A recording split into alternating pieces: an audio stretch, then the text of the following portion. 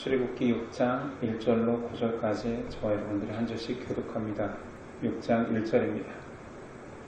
여호와께서 모세에게 이르시되 이제 내가 바로에게 하는 일을 네가 보리라. 강한 손으로 말미암아 바로가 그들을 보내리라. 강한 손으로 말미암아 바로가 그들을 그의 땅에서 쫓아내리라. 하나님이 모세에게 말씀하여 이르시되 나는 여호와입니다. 내가 아브라함과 이삭과 야곱에게 전능의 하나님으로 나타났으나 나의 이름을 여호와로는 그들에게 알리지 아니하였고 나는 그들이 거부하는 땅을 그들에게 주기로 그들과 언약하였으니 이제 애굽 사람이 종으로 삼은 이스라엘 자손의 신음소리를 내가 듣고 나의 언약을 기억하노라. 그러므로 이스라엘 자손에게 말하기를 나는 여호와라. 내가 애굽 사람의 무거운 짐 밑에서 너희를 빼내어 그들의 노역에서 너희를 건지며 땅팔과 여러 큰 심판들로부터 너희를 속량하여 너희를 내 백성으로 삼고 나는 너희의 하나님이 되리니 나는 애굽 사람의 무거운 짐 밑에서 너희를 빼낸 너희의 하나님 여호와인 줄 너희가 알리라. 내가 아브라함과 이삭과 야곱에게 주기로 맹세한 땅으로 너희를 인도하고 그 땅을 너희에게 주어 기업을 삼게 하리라. 나는 여호와라 하셨다. 함께 읽습니다. 모세가 이와 같이 이스라엘 자손에게 전하나 그들의 마음의 상함과 가혹한 노역으로 말미암아 모세의 말을 듣지 아니하였더라. 아멘. 오늘 말씀의 제목은 좌절하는 인생아 나는 여호와라. 지난 시간은 바로의 복수에 의해 당하게 된 이스라엘 백성의 원망과 좌절한 모세의 항변 내용이었습니다. 오늘 말씀은 이런 상황에서 하나님께서 지금의 상황을 다시 설명해 주고 있습니다. 1절 여호와께서 모세에게 이르시되 이제 내가 바로에게 하는 일을 네가 보리라. 강한 손으로 말미암아 바로가 그들을 보내리라. 강한 손으로 말미암아 바로가 그들을 그의 땅에서 쫓아내리라. 하나님은 재차 바로가 항복할 것이며 이스라엘은 해방될 것임을 말씀하십니다. 1절에서 네가 보리라. 이 말씀은 모세를 위한 위로이기도 하지만 모세야 네가 볼 것인데 왜 순종하지 못하느냐라는 책망이기도 합니다. 오늘 말씀 전체적으로 그러나 하나님의 위로의 메시지가 있습니다. 2절 하나님이 모세에게 말씀하여 이르시되 나는 여호와니라. 사람 이스라엘 백성과 바로에게 떨고 있는 모세를 향하여서 모세의 시선이 그 두려움으로 가득 차 있을 때 하나님은 모세의 눈을 돌려 나를 바라보라. 다시 나를 집중하라 말씀하십니다. 그 위로의 내용은 내가 여호와라. 이 말씀을 느낌을 살려서 의역한다라면 이렇게 말할 수 있습니다. 모세야, 나 여호와야. 나 알지? 나는 스스로 존재하는 전능자야. 내가 창조주며 내가 만물의 주인이며 심판자며 구원자다. 만물이 순종함이 마땅하다. 이런 창조주 앞에서 모세가 원망하고 있는 것입니다. 그러니 하나님께서는 모세야, 나야, 나 여호와야. 사람들은 삶 속에서도 강력한 존재 앞에 두려워 떨지 않습니다. 자신의 부모가, 아버지가 강력계 형사고 덩치가 크고 힘이 있다라는 것을 아는 자녀는 자신을 괴롭히는 친구 앞에 두려워 떨지 않겠지요. 우리 아버지 경찰이야. 우리 아버지 강력해. 그런데 공포에 떠는 것은 그 아버지의 부재를 느끼기 때문이죠. 모세가 지금 사람 앞에 떠는 것은 사람 자체의 공포를 유발하는 상황이 아니라 하나님이 보이지 않는 것입니다. 그래서 모세에게 전한 하나님의 첫 번째 위로는 모세야 눈을 들어 나를 봐라. 나 여호와다. 나 몰라? 믿음을 가진 사람에게 하나님의 존재 자체가 위로와 힘이 됩니다. 두 번째 하나님의 위로의 메시지가 있습니다. 내가 너희를 택했다. 과거에 너의 조상들과 내가 약속을 했지. 내가 너희 조상들을 선택했지. 그 약속한 하나님, 지금 그 조상으로 말미암아 너와 약속되어진 자가 나다. 3절이야. 내가 아브라함과 이삭과 야곱에게 전능의 하나님으로 나타났으나 나의 이름을 여호와로는 그들에게 알리지 아니하였고 가나안 땅 곧 그들이 거류하는 땅을 그들에게 주기로 그들과 언약하였더니 너희 조상과 내가 약속했다. 약속이라는 것은 지금 이루어지는 일이 아니라 유보될 것임을 전제하고 있다 했습니다. 그러니 기다리기만 하면 성취의 때가 있는 것이지요. 너희 조상과 약속한 내가 이제는 모세와 너희 백성들, 지금 시대의 백성들과 중에 역사에서 그 약속을 성취하겠다. 그 성취자의 이름이 여호와다.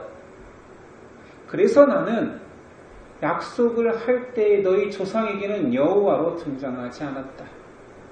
모세야, 이스라엘 백성아, 나 여호와야. 네 조상과 약속했고 그걸 성취할 여호와다. 너희 조상은 실현되지 않을 그 약속만을 붙들고도 소망이 되었다. 위로가 되었다. 그런데 너희는 이제 역사할 너희의 인생 가운데 개입하여서 지금 바로 이곳에서 역사할 여호와를 보면서도 위로가 되지 않느냐. 나 여호와야. 너희는 여호와인 나를 보리라 말씀하고 있습니다. 그래서 5절 시작이 이제죠. 이제 내가 역사하겠노라. 너희 조상이 직접 눈으로 보고 귀로 듣지 못하였을 그 역사를 너희는 보고 듣고 느끼리라. 체험하는 세대가 되리라. 이제 곧 내가 일하겠다. 하나님의 역사하심에 대한 위로의 메시지가 전해졌습니다. 모세에게는 다시 말하지만 위로이기도 하지만 이제 곧 역사할 텐데 내가 다 하겠다라고 했는데 모세야 아직도 흔들리느냐라는 책망 섞인 발언이기도 합니다. 하나님의 약속은 성취됩니다. 약속하신 분이 하나님이십니다. 결코 파기되지 않죠. 근데 오늘 말씀에서 그 약속을 지금 바로 시행하는 것이 아닌 그 약속이 곧 성취된다는 여러 가지 표현들이 있습니다. 첫 번째는 바로 너희의 백성의 신음소리를 내가 듣고 있다. 약속 성취의 과정 속에 있다라는 거죠. 5절 상반절 이제 애굽 사람이 종으로 삼은 이스라엘 자손의 신음소리를 내가 듣고 계속 언급하지만 기억하십시오. 약속의 보류는 첫째 하나님께서 더 큰 영광을 보이시기 위하여서 둘째 이스라엘 백성에게는 믿음과 승리를 증폭시키기 위하여서 셋째 영적으로 알곡과 쭉정이 가려지기 위함입니다. 하나님은 백성, 약속하신 백성의 신음소리를 듣고 있고 그리고 그 약속을 기억하신다라고 말합니다. 5절 후반절 나의 언약을 기억하노라. 약속이 늦어지면 사람은 약속을 잊었나 두려워합니다. 당연하겠죠? 그래서 하나님께서 직접 언급하는 거예요. 약속이 더디 이루어지기 때문에 내가 잊지 않았다. 기억하고 있다. 그러니 두려워 말라. 하나님은 한 번도 이스라엘의 약속을 잊은 적이 없습니다. 항상 약속을 잊는 존재는 사람이었습니다. 이사야 선지자가 선포했지요. 이사야 59장 여호와의 손이 짧아 구원하지 못하심도 아니요 귀가 둔하여 듣지 못하심도 아니라 오직 너희 죄악이 너희와 너희 하나님 사이를 갈라놓았고 너희 죄가 그의 얼굴을 가리어서 너희에게서 듣지 않으시게 함이니라. 이는 너희 손이 피해 너희 손가락이 죄악에 더러워졌으며 너희의 입술은 거짓을 말하며 너희의 혀는 악독을 내밀어. 약속을 잊는 건 항상 너희였어. 그래서 결과를 말하죠. 우리가 여호와를 배반하였고 속였으며 우리 하나님을 따르는 데에서 돌이켜 포악과 폐역을 말하며 거짓말을 마음에 잉태하여 낳으니 정의가 뒤로 물리침이 되고 공의가 멀리 섰으며 성실이 거리에 엎드려졌고 정직이 나타나지 못하는도다. 너희가 하나님을 신뢰하지 않고 그 약속을 잊어버렸기에 지금의 심판은 정의가 온전히 무너진 것은 너희의 열매가 되었다. 그러나 하나님은 기억하심을 이사야 선지자는 마지막에 또 선포하지요. 여호와께서 이르시되 내가 그들과 세운 나의 언약이 이러하니 곧 네 위에 있는 나의 영과 네 입에 둔 나의 말이 이제부터 영원하도록 네 입에서와 네 후손의 입에서와 네 후손의 후손의 입에서 떠나지 아니하리라 하시니라. 여호와의 말씀이니라. 하나님은 기억하십니다. 사람의 불의함과 순종함이 망각을 낳은 것입니다. 하나님이 기억하실까? 하나님은 우리와 약속하셨는데 그 약속은 하나님이 기억이나 하고 있으실까? 하나님은 기억하시고 성취하십니다. 오늘 우리가 예배 중에 했던 찬양이 있지요. 하나님은 심지어 손에 새기기까지 하실 정도로 결코 망각하지 않으십니다. 이제 곧 하나님의 역사가 시작됩니다. 6절이요. 그러므로 이스라엘 자손이 말하기를 나는 여호와라. 내가 애굽 사람의 무거운 짐 밑에서 너희를 빼내며 그들의 노역에서 너희를 건지며 편팔과 여러 큰 심판들로서 너희를 속량하여 너희를 내 백성으로 삼고 나는 너희의 하나님이 되리니 나는 애굽 사람의 무거운 짐 밑에서 너희를 빼낸 너희의 하나님 여호와인 줄 너희가 알지라. 내가 아브라함과 이삭과 야곱에게 주기로 맹세한 땅으로 너희를 인도하고 그 땅을 너희에게 주어 기업을 삼게 하리라. 나는 여호와라 하셨다 하라. 성경에서는 두 가지 하나님의 팔을 묘사하고 있습니다. 하나는 강한 손으로 내 대적을 물리치며 편팔로 내 백성을 구원하리라. 하나님의 말씀을 조롱하였던 애굽과 바로는 강한 손으로 심판할 것이며 하나님의 약속을 붙들고 있는 백성 이스라엘은 하나님이 편팔로 구원해 내실 것입니다. 이 소식을 모세야 너에게 위로가 되고 내 백성에게 다시 전하라 전했습니다. 모세가 다시 전한 하나님에 대한 뜻에 대한 백성들의 반응이 이렇습니다. 9절 모세가 이와 같이 이스라엘 자손에게 전하나 그들이 마음의 상함과 가혹한 노역으로 말미암아 모세의 말을 듣지 아니하였더라. 이스라엘의 반응이 충격적입니다.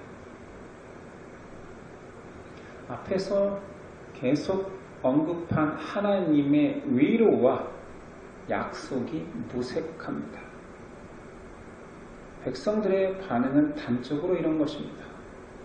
나는 하나님 모르겠고 지금 내가 처한 내 악화된 상황을 책임져라. 이런 표현입니다.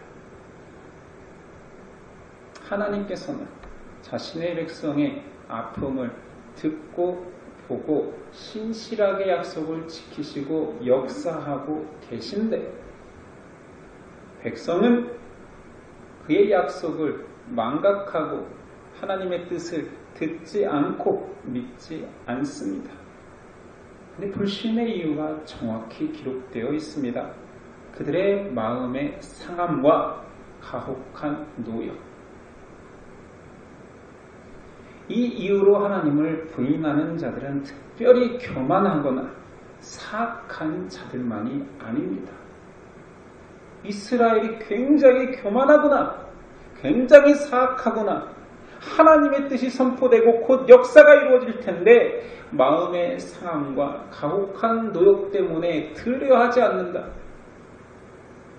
이스라엘만 교만한 것이 아니라 아주 평범하고 착한 사람들도 이러한 이유 때문에 하나님의 약속이 보이지 않습니다. 제 가까운 데에서 예를 드려보겠습니다. 저희 부모님은, 저희 어머니는 교회에 제가 아주 어렸을 때, 저를 낳을 때부터 교회에 다니셨습니다. 가난하던 때에 교회에서 물질로 상처를 받아 교회를 떠났지요. 다시 교회에 오기까지 정말 오랜 기간, 십수년의 세월을 보내야 했습니다.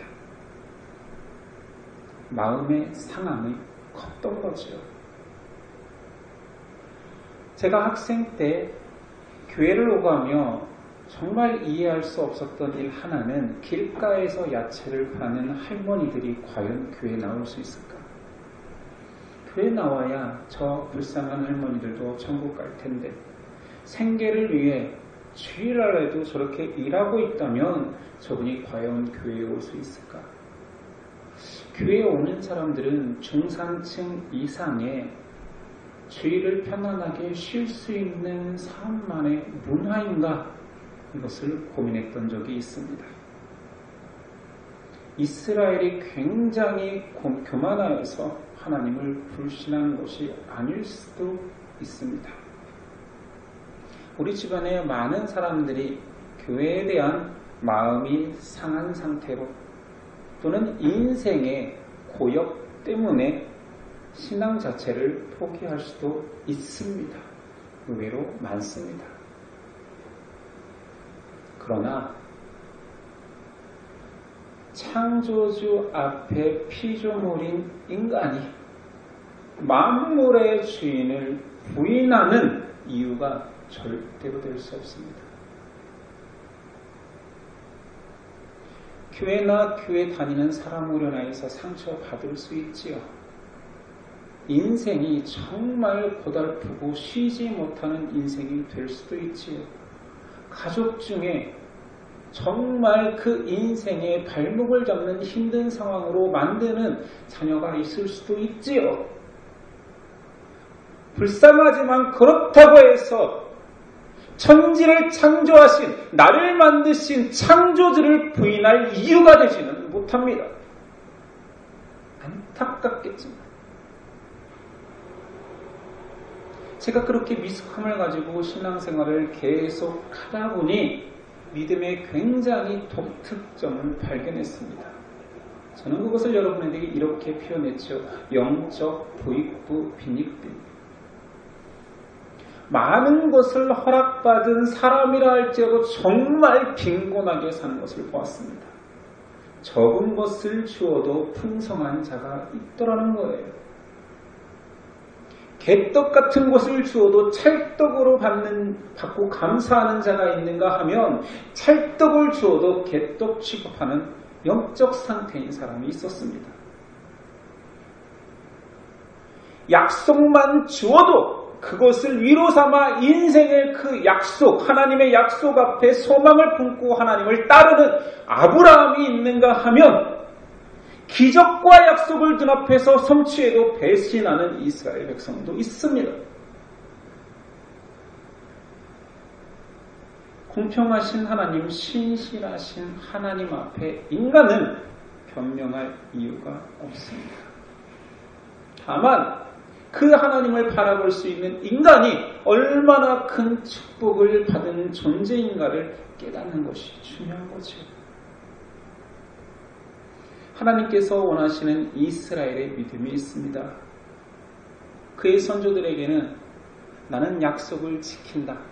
내가 선언한 것은 이루어진다. 이 약속을 붙들고 나의 백성이 되어보겠느냐. 아멘하고 따르던 선조들, 그 믿음을 귀히 여겼고 이제 그 약속을 성취하는 자로, 가시적으로 내가 역사할 자로 너희는 이 은혜를 맛보아라 라는 믿음을 주었습니다. 그런데 이스라엘 백성은 자기가 듣기 원하는 말만, 보기 원하는 말만, 자기가 구하고 찾는 하나님만을 기대합니다. 하나님은 그들에게 나는 여호와라, 내가 너희의 창조주요 너희의 구속주 하나님이라 고백하기를 원하십니다. 얼마나 하나님께서 그 고백을 피조물인 인간에게 듣고 싶으셨는지 계속 말합니다. 6절, 그러므로 이스라엘 자손에게 말하기를 나는 여호와라. 7절, 너희를 내 백성으로 삼고 나는 너희의 하나님이 되리니 나는 너희의 하나님 여호와인 줄 너희는 알지라. 8절, 내가 아브라함과 이삭과 야곱에게 주기로 맹세한 그 맹세한 내가 여호와야. 이 고백이 인간에게 나오기가 그렇게 어렵다는 거지. 내가 너를 만든 자야. 내가 창조주야. 내가 너희의 하나님이야. 믿음이 없이는 고백하기가 불가합니다. 하나님의 하나님 되심을 인정하는 자가 하나님을 진정으로 예배하는 그분의 백성이 되는 것이지요. 예배자라는 표현을 썼으니 누가 예배자입니까? 하나님이 이스라엘을 애굽의 포로 생활에서 끌어내는 이유는 내 백성이 마음껏 나를 예배케 하겠다, 예배자 삼겠다라고 했습니다. 그러면 이스라엘의 혈통으로 태어나기만 하면, 피만 섞여 있으면, 애굽의 포로 생활하다 자유를 얻기만 하면 다 예배자가 되는 것입니까? 아니지요. 아니기에 하나님께서 시련을 준 것이지요.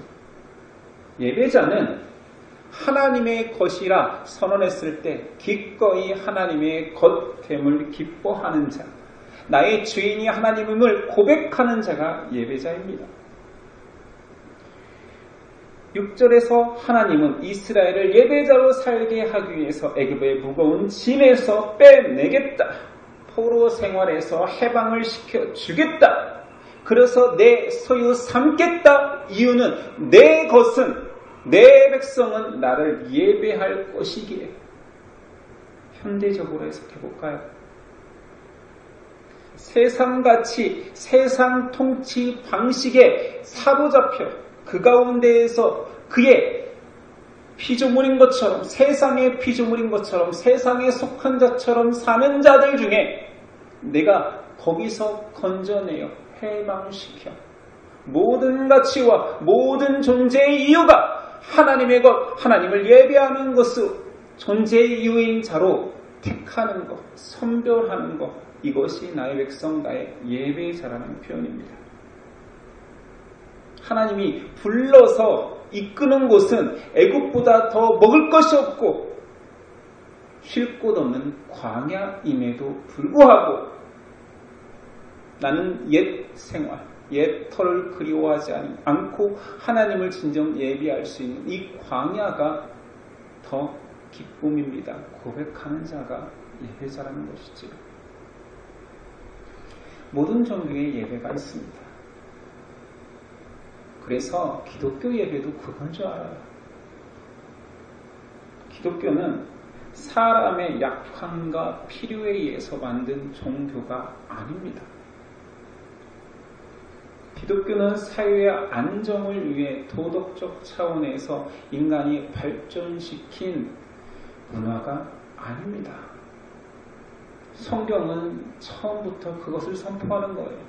창세기에서, 성경의 첫 장에서 인류 만물을, 우주를 창조한 조성자, 창조주가 계신다. 사람을 창조해 믿음을 주고 그의 백성들은 그를 인정케 한다. 출애굽기에 와서 사람을 창조한 이유는 내가 허락한 생명은, 이 땅에서의 삶은 창조주를 발견할 수 있도록 고백할 수 있는 자로 다시 태어나는 시간일 뿐이다. 선언하는 것이요. 이것이 우리에게 인생이라는 시간을 허락한 이유입니다. 하나님의 소유된 사람이 되는 것이 목적인데 문제는 사람은 그 하나님조차도 자신의 소유물 삼습니다. 오늘 말씀 속 이스라엘의 실수는 치명적인 실수죠. 무엇입니까? 첫 번째는 창조주 하나님을 잊은 것입니다. 우리는 성경의 두 번째 책 출애굽기를 보기에 바로 앞 권인 창세기를 알잖아요. 출애굽기를 가기까지 항상 창세기, 창조주 하나님을 기억할 수밖에 없는 거잖아요. 이스라엘을 잊었습니다. 여호와가 누구냐? 내가 너희 조상과 약속했던 그 창조주다. 잊었습니다. 망각합니다. 그래서 하나님의 말씀을, 약속을 믿지 않는 것은 너무나 당연한 게 되었죠. 상황이 그 하나님을 망각하고 믿지 않게 하는데 일조합니다. 마음의 상함과 힘든 노력. 그래서 심지어는 절대의 자를 향하여서 손가락질하고 원망하기까지 합니다. 이 얼마나 인생이 깃털보다 하찮고 가볍습니까? 이것이 사람입니다. 가벼운 인생은 사람은 믿고 싶은 것을 믿고 이것을 믿음이라고 착각합니다. 아론과 모세가 처음 등장하여 이스라엘에게 하나님의 뜻을 전하고 이적을 행했을 때에는 백성이 믿고 하나님을 경배합니다. 그리고 그것이 믿음이라고 착각하지요. 가짜입니다. 가짜 믿음은 항상 내 원하는 방식, 내 뜻이 있습니다. 그리고 그렇게 이루어지지 않으면 언제든지 신앙을 버릴 수 있습니다. 바로조차도 굴복시킬 줄 알았는데 막상 예상 밖에 오히려 더 심한 노역이 와버리니 원망합니다. 그 원망이 대상이 나의 주, 만물의 주인, 창조주인지 모르기 때문 아닙니까? 안다면 그럴 수 있을까요? 바로보다 크신 분을 바로 때문에 원망한다면 이것이 어떻게 하나님의 선물인 믿음이라 할 수 있겠습니까? 사람이 소유할 수 있는, 인생이 소유할 수 있는 가장 값진 보물인 믿음이 어찌 이렇게 하찮을 수 있겠습니까? 이건 보물 아닙니다. 이것을 지고지순한 신앙의 가치라고 말할 수는 없습니다. 약한 사람은, 믿음 없는 사람은 항상 자기가 원하는 것을 가지고 신앙하려 합니다. 그리고 그것을 갖지 못할 때에는 원망할 대상을 찾지요.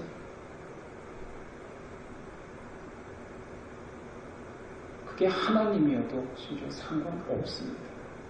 차라리 사람이라면 다행이지요. 모세와 아론을 원망하는 것은 다행인 것입니다. 교회에서 실족한 사람들이 목사를 원망하는 것은 차라리 다행입니다. 다른 성도들 누구 때문에 신앙생활을 하기 힘들다. 이거 다행입니다. 그런데 사람은 절대자까지도 감히 원망합니다. 신앙인 중에서. 모르는 사람은 바로가 하나님을 원망하는 것은 문제가 되지 않겠지요. 그런데 은혜가 여기 있습니다. 그런 모든 사람들을 하나님은 계속 용납하시고 사랑하신다는 것입니다.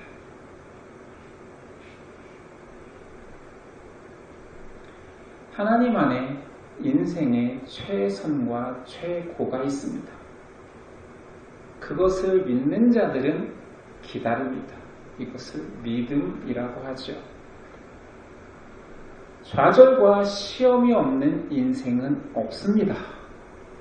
그런 인생이 있으면 저에게 알려주십시오. 연구하고 따라가 보도록 제가 한번 공부해 보겠습니다. 그런데 역사 속에서 없더군요. 지금 시대에 찾을 수도 없습니다. 좌절과 시험은 모두에게 있는데 믿는 자 크리스찬이 다른 이유는 이 좌절과 시험 속에 하나님의 계속된 위로와 말씀이 있다라는 거죠. 이것이 신앙이에요. 하나님이 택한 자예요. 좌절 속에 내 힘으로 극복해 보겠다. 인생에는 모든 것을 해결한 답이 있었다. 지혜자가 있었다. 그래, 이것을 발판 삼아 더 높은 곳에 오르겠다 하는 세상의 지혜, 하찮을 것이다. 하나님이 주시는, 하나님이 정답인 인생하고는 비교할 수가 없지요. 하나님을 향하여 손가락질하고 하나님을 원망하고 정말 처절하게 불쌍한 인생일지라도 하나님은 그에게 또 다시 용납과 메시지를 주십니다. 약속을 다시 선포하십니다. 다시 읽어주십니다. 사람을 택하여 다시 전하게 하십니다. 눈을 들어 나를 보라. 나는 여호와라.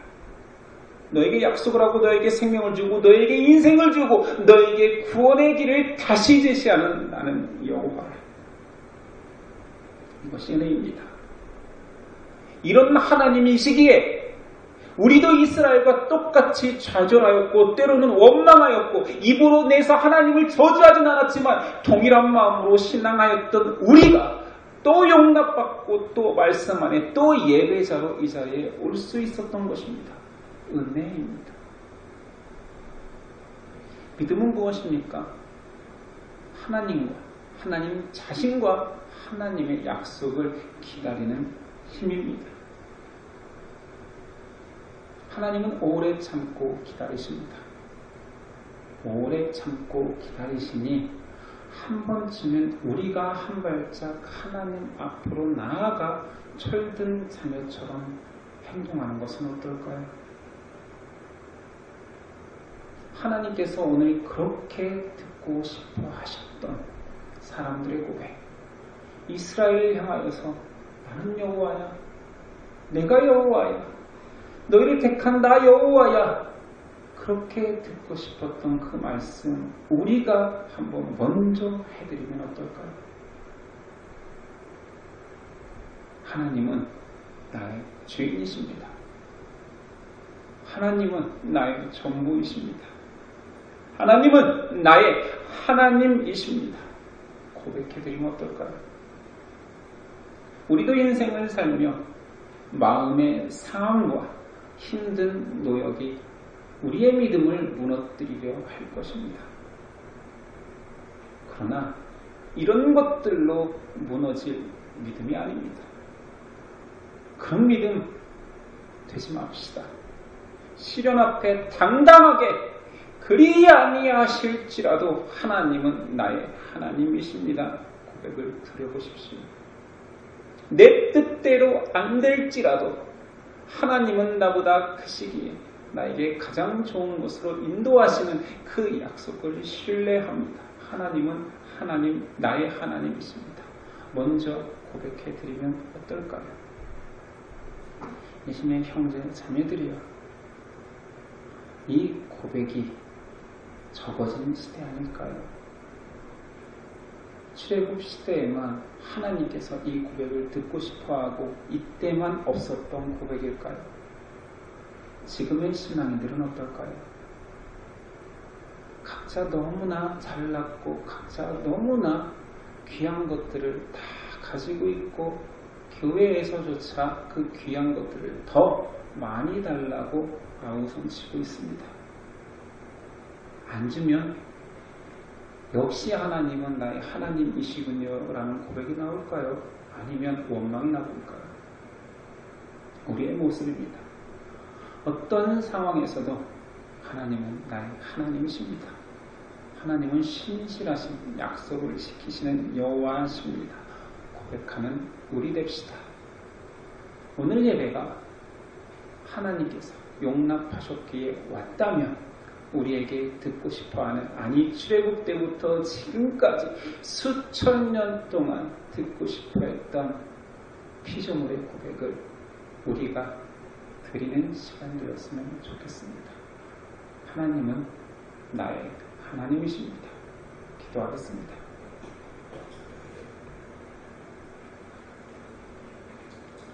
인생에서 고난의 골짜기가 깊을수록 하나님의 영광의 정상이 더 높아지리라 믿습니다.